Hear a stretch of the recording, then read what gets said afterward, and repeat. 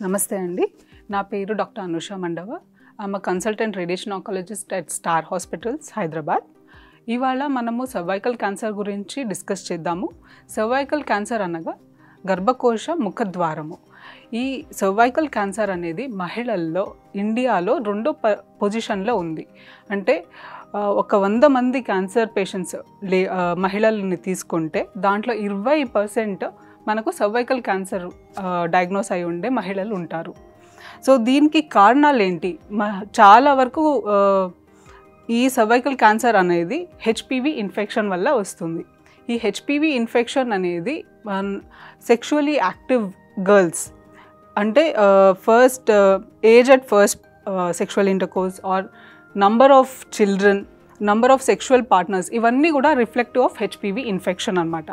So HPV infection ఉండే మహిళల్లో over the years of 20 to 25 years ఈ సర్వైకల్ క్యాన్సర్ లక్షణాలు కనపడతాయి.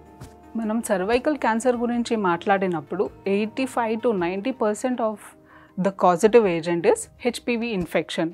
హెచ్పివి అనేది ఒక వైరస్. ఇప్పుడు కరోనా వైరస్ లాగానే ఇది కూడా ఒక వైరస్ అనమాట. ఇది పర్సన్ అంటే ఒక మహిళ సెక్షువల్లీ యాక్టివ్ అయ్యాక తన సర్వైకల్ రీజన్లో ఇది యాక్టివేట్ అవుతుంది. సో ఇది over the years of 20 to 25 years ఇలా క్రోనిక్ ఇన్ఫెక్షన్ ఉండడం వల్ల నార్మల్ సర్విక్స్ ఏదైతే ఉంది అది క్యాన్సర్ లాగా కన్వర్ట్ అవుతుంది. సో హెచ్పివి ఇన్ఫెక్షన్ గురించి మనం కొంచెం మాట్లాడుకుందాం. ఎందుకంటే 85 to 90% of the cervical cancer is because of HPV infection అనమాట. హెచ్పివి ఇన్ఫెక్షన్ చాలా రకాలు ఉంటాయి. దాంట్లో స్ట్రెయిన్స్ ఇప్పుడు 16, 18 అనే ఈ 2 స్ట్రెయిన్స్ చాలా important. 90% of the HPV infection related cervical cancer is because of these 2 strains. ఇవి ఈ చేంజెస్ మనం ఇంతకుముందు మాట్లాడినట్టు 20-25 years ఈ ఇన్ఫెక్షన్ అలాగే ఉండిపోతే అది క్యాన్సర్గా కన్వర్ట్ అవుతుంది. సో ఎలా దీన్ని కనుక్కోగలుగుతాము అంటే సింపుల్ పాప్స్మియర్ టెస్ట్. మన సెక్షువల్లీ యాక్టివ్ అయిన ప్రతి ఒక్క మహిళ 25 years దాటాక ఎవ్రీ 3 years పాప్స్మియర్ అనేది చేసుకోవాలి. సో ఈ పాప్స్మియర్లో మైక్రోస్కోప్ కింద పెట్టి చూస్తారు మన సర్వైకల్ సెల్స్ ఎలా ఉన్నాయి అనేసి. క్రోనిక్ హెచ్పివి ఇన్ఫెక్షన్ ఉండే వాళ్ళలో కొన్ని చేంజెస్ కనపడతాయి. ఈ చేంజెస్ ఉండే వాళ్ళకి మనకు యాక్టివ్గా ట్రీట్మెంట్ చేస్తే 100% క్యూర్ ఛాన్సెస్ ఉంటాయి. సర్వైకల్ క్యాన్సర్ కాజిటివ్ ఫ్యాక్టర్స్ చూసినప్పుడు మనం first thing is HPV infection, తర్వాత స్మోకింగ్ హిస్టరీ, కొంచెం ఇమ్యూన్ కాంప్రమైజ్ అయి ఉండే కండిషన్స్ లైక్ హెచ్ఐవి, ఇలాంటివి కూడా సర్వైకల్ క్యాన్సర్కి ఒక రీజన్ వస్తుంది. మెయిన్గా మనము లో socio economic status are poor personal hygiene కూడా వన్ ఆఫ్ ద ఫ్యాక్టర్స్ అంటాం. పర్సనల్ హైజీన్ అనగా మెన్స్ట్రువల్ హైజీన్, అక్కడి నుంచి సెక్షువల్ హైజీన్ అన్నీ కూడా ఇంపార్టెంట్. లాంగ్ టర్మ్లో any irritation of the cervical reason will lead to cervical cancer. Cervical క్యాన్సర్ లక్షణాలు ఏంటి అనగా మోస్ట్ ఇంపార్టెంట్ ఏంటి, ఇది 45 నుంచి 55 years లో ఉండే మహిళల్లో కొంచెం కామన్గా ఉంటుంది. కానీ రీసెంట్గా మనము 30-35 years to 45 years ఏజ్ గ్రూప్లో కూడా చూస్తున్నాము. కాబట్టి మెయిన్ ఇంపార్టెంట్ సిమ్టమ్ గమనించాల్సింది అంటే బిట్వీన్ పీరియడ్స్, మన పీరియడ్స్కి 2 పీరియడ్స్కి మధ్యలో ఏమన్నా బ్లీడింగ్ అవ్వడం కానీ, లేదా హెవీగా బ్లీడింగ్, అన్యూజువల్గా బ్లీడింగ్ అవ్వడం కానీ, సెక్షువల్ యాక్టివిటీ అయ్యాక బ్లీడింగ్ అవ్వడం, ఇలాంటి లక్షణాలు ఉంటే these are the most common early symptoms అనమాట. ఇంకా కొంచెం డిజీజ్ కొంచెం అగ్రెసివ్గా లోకలీ కొంచెం గడ్డ కానీ ఆల్రెడీ ఫామ్ అయ్యి ఉండి అలా ఉన్న పరిస్థితుల్లో బ్లీడింగ్, మెయిన్గా మెన్స్ట్రువల్ చేంజెస్ ఉంటుంది. అంటే long number of days bleeding అవ్వడం, క్లాట్స్ లాంటివి అవ్వడం, ఇవి కనపడతాయి. కొందరికి లో బ్యాక్ ఏక్, కింద బాగా పొట్ట నొప్పి రావడం, ఇలాంటివి కూడా ఉంటాయి అన్నమాట. డిజీజ్ ఇంకొంచెం అడ్వాన్స్డ్గా ఉంటే ఆకలి వేయకపోవడం, వెయిట్ లాస్ అవ్వడం, ఈ లక్షణాలు కూడా కనబడతాయి. సర్వైకల్ క్యాన్సర్ డయాగ్నోసిస్ ఎలా చేస్తామంటే మెయిన్ ఇంపార్టెంట్ వచ్చేసి పేషెంట్ని క్లినికలీ ఎగ్జామిన్ చేయాలి. First head to toe examination చేయాలి. ఏమన్నా అనీమియా ఉందా అంటే లాంగ్ టర్మ్లో వెయిట్లో బ్లడ్ లాస్ అయ్యేసరికి they will have anaemia. So anaemia ఉందా అని మనం గమనించాలి. సర్వైకల్ నోట్స్ గురించి ఇక్కడ ఏమన్నా కణితల్లా ఉన్నాయా అని గమనించి చూడాలి. అబ్డమన్లో ఏమన్నా పెయిన్ ఉందా అలా గమనించి చూడాలి. దాని తర్వాత కింద నుంచి వజైనల్ రీజన్ నుంచి పరీక్ష చేసి చూస్తారు. దిస్ ఈజ్ వెరీ క్రూషియల్, ఎందుకంటే స్టేజింగ్ సర్వైకల్ క్యాన్సర్ స్టేజింగ్కి one of the most crucial step అనమాట. సో ఫిజికల్ ఎగ్జామినేషన్ అయ్యాక సర్వైకల్ రీజన్ నుంచి ఎక్కడైతే గడ్డ ఉందో అక్కడ నుంచి ఒక స్మాల్ బయాప్సీ చేయాల్సి వస్తుంది. ఈ బయాప్సీ మనకు ఎలాంటి ఏ రకమైన సర్వైకల్ క్యాన్సర్ అని డయాగ్నోసిస్కి హెల్ప్ అవుతుంది. దీనికి తోడు సర్టెన్ బ్లడ్ టెస్ట్ చేయాల్సి వస్తుంది. బేసిక్ కంప్లీట్ బ్లడ్ కౌంట్ కానీ, లివర్ ఫంక్షనింగ్ ఎలా ఉంది, కిడ్నీ ఫంక్షనింగ్ ఎలా ఉంది అని ఒక బేస్ లైన్ టెస్ట్ కొన్ని చేయాల్సి వస్తుంది. అలాగే CT scan or MRI scan of the పొట్ట భాగంది స్కాన్ కొన్ని చేయాల్సి వస్తుంది. సర్వైకల్ క్యాన్సర్ ట్రీట్మెంట్ అనగా మనకు వేరియస్ ఆప్షన్స్ ఉంటాయి. దాని స్టేజ్ని బట్టి, పేషెంట్ ఏజ్ని బట్టి ఉంటుంది.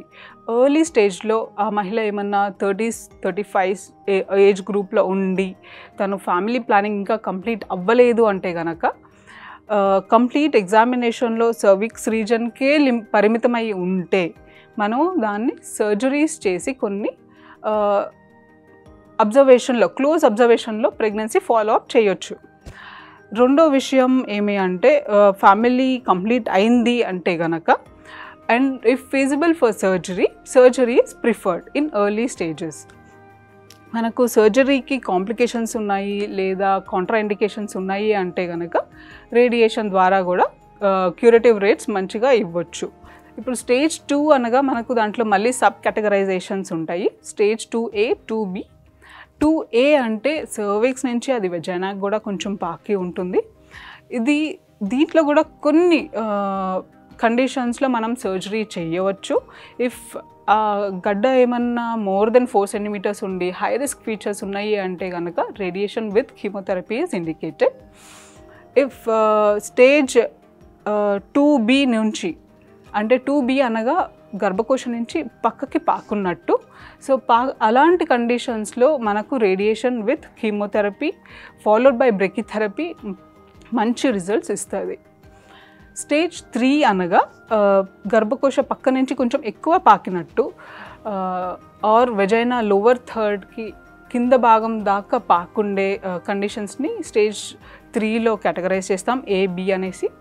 C అనగా రీసెంట్గా lymph nodes, pelvic lymph nodes, paraaortic lymph nodes అని చెప్తాము. ఈ రీజన్లో పాకుండే వాటిని స్టేజ్ 3 C1 అండ్ C2 అని కేటగరైజ్ చేస్తాము. సో ఇది అలాంగ్ విత్ 4A అంటే 4th స్టేజ్ Aలో ముందర యూరినరీ బ్లాడర్ ఆర్ బ్యాక్వర్డ్స్ రెక్టంలో స్ప్రెడ్ అయి ఉండే పేషెంట్స్. ఈ కేటగరైజ్ అంతా ఈ particular 3 and 4A will come under locally advanced cancer. So వీళ్ళకి definitive radiation therapy along with chemotherapy followed by brachytherapy. ఈ 3 ట్రీట్మెంట్ టెక్నిక్స్ డెఫినెట్గా నెససరీ. స్టేజ్ 4B అనగా అది గర్భకోశ నుంచి దూరం పాకుండే క్యాన్సర్ అనగా బోన్స్కి కానీ లివర్, లంగ్ అలా పాకుండే జబ్బుని మనం 4B అని కేటగరైజ్ చేస్తాము. వీళ్ళలో మెయిన్గా కీమోథెరపీ అంటే ఇంజెక్షన్స్ ఇచ్చి డిజీజ్ని కంట్రోల్ చేయాల్సి వస్తుంది. కొన్నిసార్లు ఏమన్నా హెవీగా బ్లీడింగ్ అవ్వడం లేదా ఎముకల్లో పాకుండే జబ్బు, ఎక్కువ నొప్పి రావడం ఇలాంటి కండిషన్స్ ఉన్నప్పుడు మనము ఆ సిమ్టమ్ ఏదైతే ఉంది అది కంట్రోల్ చేయడానికి రేడియేషన్ థెరపీ కూడా ఇవ్వగలుగుతాం. Prognostic factors in cervical cancer అంటే ఇప్పుడు మహిళలు ఎవరు ఎలా ట్రీట్మెంట్కి రెస్పాన్స్ అవుతారు అనే దానికి కొన్ని ఫ్యాక్టర్స్ ఉంటాయి. ఏంటి అంటే స్టేజ్, కొంత ఎర్లీ స్టేజ్ అంటే రెస్పాన్స్ మంచిగా ఉంటుంది. అలాగే HPV infection or histopathology wise మనము squamous cell carcinoma, adenocarcinoma అని కేటగరైజ్ చేసుకోవాలి. దాన్ని బట్టి కూడా పేషెంట్ ఎలా రెస్పాండ్ అవుతారు అని తెలుస్తుంది మనకు. అలాగే HIV or any immuno compromised position ఉందా, ఇలాంటివి కొన్ని ఫ్యాక్టర్స్ని బట్టి పేషెంట్ ఎలా రెస్పాండ్ అవుతారు అని మనం చెప్పగలుగుతాం. సో ఓవరాల్ మనము పేషెంట్ సర్వైవల్ చూస్తే ఎర్లీ స్టేజ్లో, అంటే ఒట్టిగా cervical cancer which is limited to the cervix అనగా 5 years వాళ్ళ రెస్పాన్స్ చాలా బాగుంటుంది. అంటే 90 to up to 95% of people will have good response. కానీ అదే సర్వైకల్ క్యాన్సర్ కొంచెం లోకలీ అడ్వాన్స్డ్, అంటే గర్భకోశం నుంచి బయటికి పాకి లేదా లింఫ్ నోడ్స్లో ఉండి ఇలా ఎక్కువగా స్ప్రెడ్ అయి ఉండే డిజీజ్ అంటే 5 yearsలో వాళ్ళ రెస్పాన్స్ చూసినప్పుడు from 90 it will come down to 60%, 60 to 70% అని చెప్పొచ్చు. అదే ఇంకా డిజీజ్ స్ప్రెడ్ అయ్యి, అంటే వేరే లంగ్స్, లివర్ ఇట్లా out side of pelvis spread అయి ఉండే వాళ్ళకు this even drastically comes down to 20 to 30% అనమాట. So stage of the patient is very important in overall prognosis and treatment response assessment. Cervical cancer is one of the most preventable. Cervical cancer is one of the most preventable cancer. ఎందుకని అంటే నేను మనం discuss చేసినట్టు HPV infection is a causative factor in 90% of cervical cancers. So ఈ HPV infection మనం at any point more than 50 years sexually active women ni consider cheskunte 10 to 20% even will have this infection. So ee infection ni manam early ga pasigatti pap smear. How do you do this? Pap smear, regular pap smear. 25 to 30 years vallalo every 3 years pap smear chesukovali. 30 to 65 years vallu every 5 years pap smear plus HPV DNA testing chesukogaligite ఈ early అంటే ఇంకా stage జీరోలో ఉండే చేంజెస్ని మనం పసిగట్టి డెఫినెట్గా curative ఇంటెంట్తో ట్రీట్ చేయొచ్చు. సో పేషెంట్ స్టేజ్ 0లో ఉన్నారంటే వాళ్ళకి క్యాన్సర్ వచ్చే ఛాన్సెస్ లేదు, మనం అట్ దట్ పాయింట్ మనం ఐడెంటిఫై చేసి ట్రీట్మెంట్ చేయగలిగితే. So that is why it is one of the most preventable cancer. HPV infection prevention కోసమని various vaccines and schedules are available. ఇది మనం 9 to 15 years లో ఉండే గర్ల్స్కి అయితే 2 dose షెడ్యూల్ ఇవ్వచ్చు.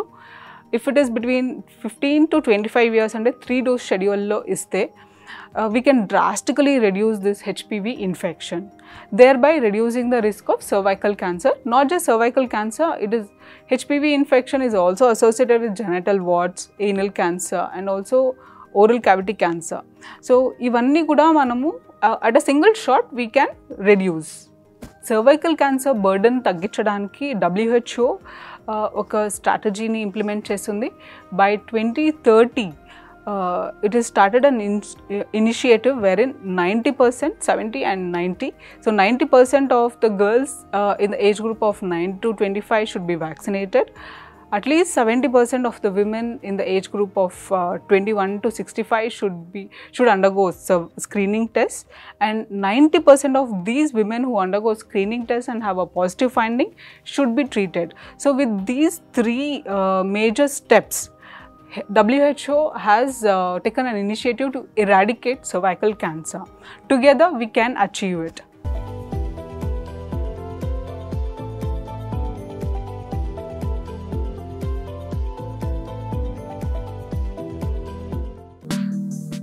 అద్భుతమైన ఆరోగ్య వీడియోల కోసం 3TV హెల్త్ ఛానల్ ని లైక్ చేయండి, కామెంట్ చేయండి, సబ్స్క్రైబ్ చేయండి, అలాగే షేర్ చేయండి. థాంక్యూ.